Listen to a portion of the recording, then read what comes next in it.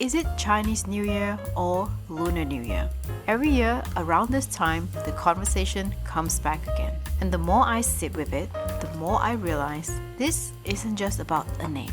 It's about history, identity, migration, and how culture travels. Because if we trace it all the way back, not to our childhood memories, not to the lion dances in shopping mall, but 1,000 years ago, we land in ancient China. In the time when people lived by farming and the seasons, during the Shang dynasty and the Zhou dynasty, when people were marking the end of winter, welcoming a new farming season and following the rhythm of the lunar calendar. This was the beginning of what is now known as the Spring Festival, 春节, the reunion dinner, the red envelopes, the zodiac animals, the date that changes every year. These pieces, they were born there. And then through migration, trade, and generations of movements, the celebration traveled across East and Southeast Asia. In Korea, it became their own version of the New Year. In Vietnam, another with a different zodiac animal, the cat instead of the rabbit.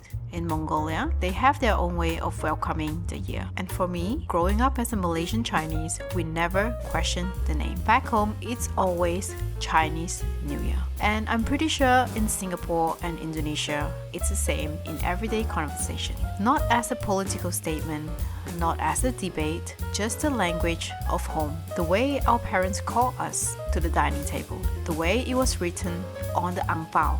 So when did it start to sound different? Maybe when our lives became more global, more shared, more multicultural. Because in a place like Australia, where all these cultures celebrate side by side, Lunar New Year becomes a way to open the circle wider. Not to erase where it began, but to acknowledge how far it has traveled. And that's the part I keep coming back to. If many countries celebrate it now, does that make it less Chinese? Or does it mean the culture was strong enough to cross oceans, to take root in different lands, to be retold in different languages, like a story that still has an author but now has many voices? So maybe the name we choose depends on the room we're in. We choose Chinese New Year when we're talking about our own traditions, our own family table, our own memories. We choose Lunar New Year when we're making space for everyone who follows the same moon in their own way. Neither is wrong, both are true. It's the same moon, celebrated in different places,